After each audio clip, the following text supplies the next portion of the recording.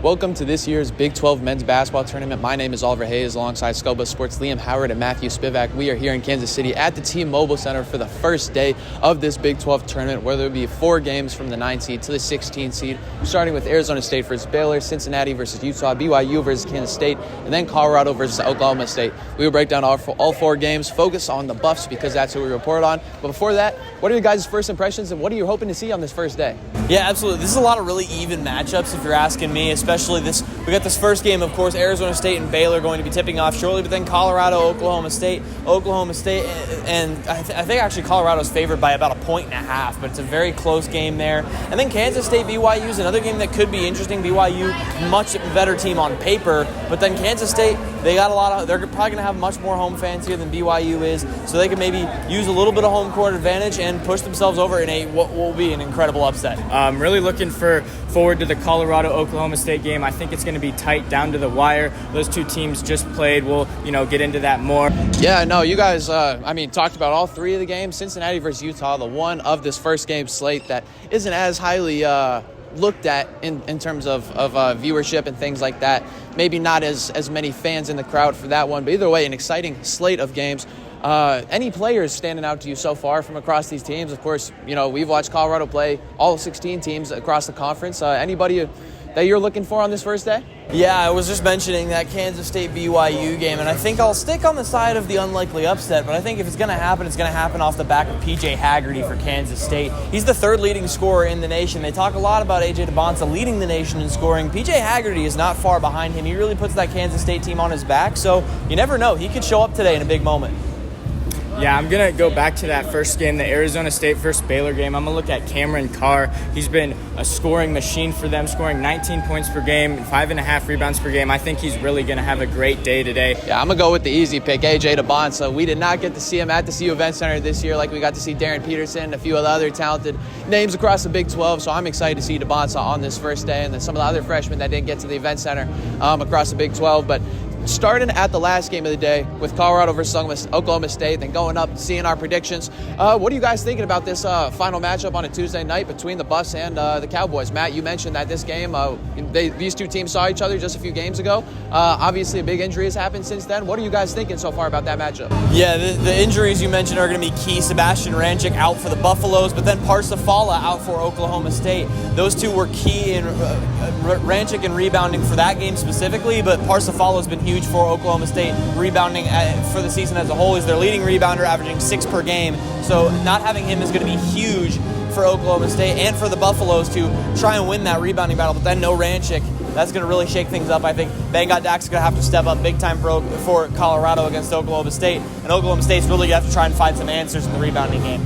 Yeah, like you said, I think it's going to be hard for Oklahoma State to compete, especially with the injury to Parsifala. In that game 2 or 3 weeks ago, he had a game-high points for Oklahoma State with 14, and he was on the glass as well. So I got Colorado winning this game, and I think Bangkok and Isaiah Johnson are really going to be the star players for the Buffaloes tonight.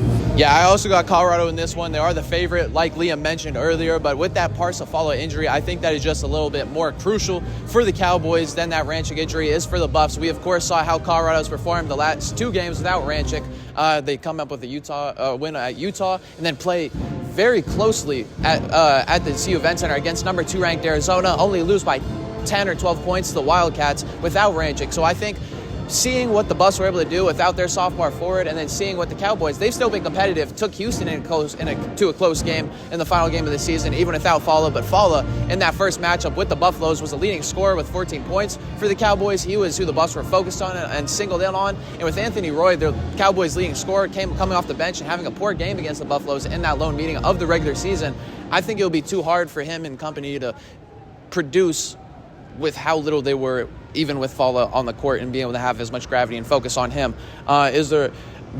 You guys mentioned Isaiah Johnson. He was in a all Big 12 honorable mention, but was not on the all Big 12 freshman team. Yeah, I think it's a tough situation. I mean, and a guy like Isaiah Johnson, basically any other year makes that all freshman team, but this has been one of the best years, one of the best freshman class in Big 12 history, if not the standalone greatest freshman class in Big 12 history. You talk about A.J. DeBonsa, you talk about Darren Peterson. So look, we just saw Koa Pete at the CU Event Center, and that Arizona team, which is led by some star-studded freshmen. I think that this freshman class is just quite, I think honestly he was right to be left off the list, unfortunately, with how talented this freshman class is, but still a great season from Isaiah Johnson.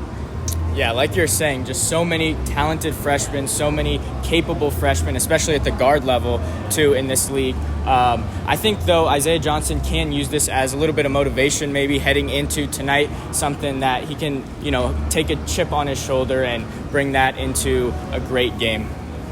Yeah, I mean, he'll be the guy that'll be focused on for the Cowboys, but with the different weapons that the Buffs have, even with no Ranchik, whether it's Barrington Hargreaves or Bangat Dak, I mean, there's a number of guys that they can rely on outside of Isaiah Johnson. So even though, the Cowboys will be focused on him, I think that yeah, I mean, he's been using things as motivation this whole season, and I think that being left off that all Big 12 freshman list could definitely be a motivating factor because you look at him and in comparison to some of the other freshmen, I mean, whether it's Ko Pete or Bradley Berries that we saw on Saturday or the other guys that you mentioned, Isaiah Johnson, I mean, it's hard to even tell that he's a college player sometimes with how he looks like in comparison to some of these other freshmen. So I know that with how much of an underdog he is, only having one Power 4 offer, he's going to want to respond to the bell. But looking at this next game, Game 3 of the day, BYU versus Kansas State, we talked about it a little bit, the big matchup being PJ Haggerty versus AJ DeBonsa.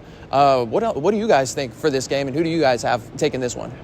I gotta say, I think BYU is gonna pull it out, but don't be surprised if Kansas State comes to play today. I really could see them stepping up, especially with PJ Haggerty knowing that he needs to step up on a stage like this. I could see him stepping up and playing well. There's gonna be a decent amount of Kansas State fans in attendance. It's not a very far drive from Manhattan, so I think that there could be some Kansas State fans in attendance that they rally behind, and they could maybe pull it off, but I'm gonna take BYU.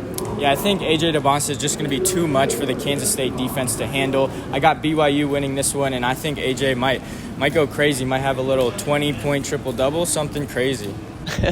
Yeah, you guys obviously, I mean, you were higher on Kansas State even though you picked BYU. Matt, pretty high on BYU. I have to go probably more with Matt than the Kansas State side of things, even though Kansas State has Manhattan pretty close.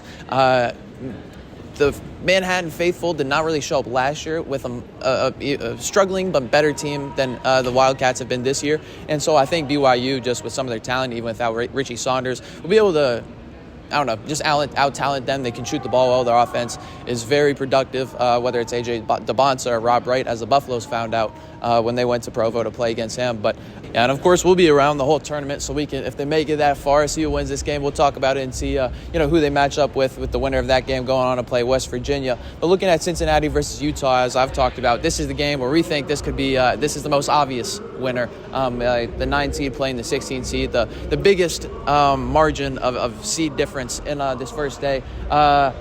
Any way that Utah pulls off an upset in this first round?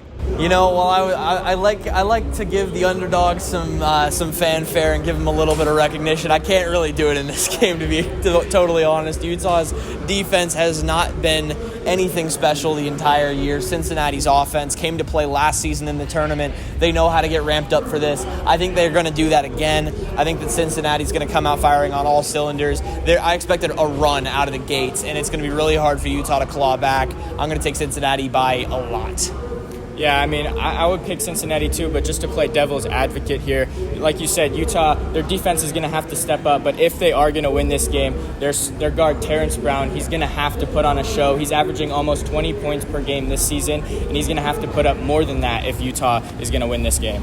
Yeah, and along with Terrence Brown, Don McHenry, the other guard, who has been productive alongside him and has had a lot of the weight on his shoulders along with Brown this season with this not a front court that is talented with Keanu Dawes and some other guys for Utah, but not necessarily the tallest, and which is why they've struggled. So Don McHenry will also have to have a big performance along Terrence Brown if Utah wants to have a chance in this game. But yeah, personally, I think I have to pick Cincinnati with the seed margin. They're the highest point favorites, I believe, entering today.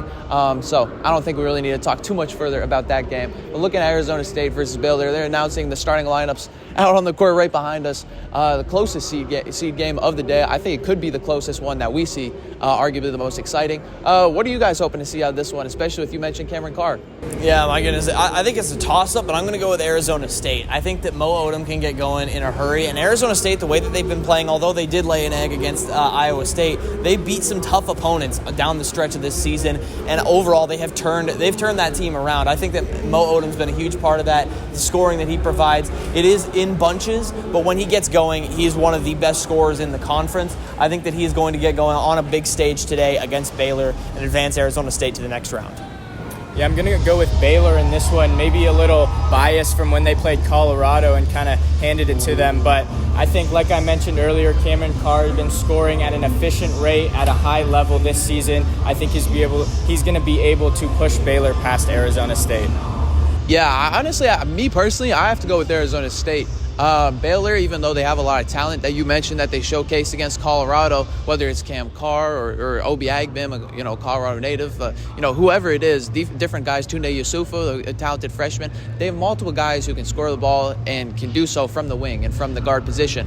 But when you look at that front court, that's where they lack. And when you see a guy like Mo Odom who can score in that backcourt and match some of that talent, and then look at a guy like Masamba Jazope, who's a freshman, a 7'1", 7'2" freshman, who has been talented, who moves well, who's pretty mobile, who has a decent touch around the rim, who can impact the game on both sides. I think he could be the difference maker in this game, especially if a guy like Alan Bukeba, who hasn't necessarily had the greatest season, but has been impactful in select games when he has the front court advantage due to his size and athleticism. I personally think that Arizona State and the Sun Devils could get this win against the Bears in the first game of this Big 12 tournament. The Colorado Buffaloes, last place team last year, won 2 games in the Big 12 tournament, making it to the quarterfinal round before they eventually lost. So, if you play well on this first day, things can happen.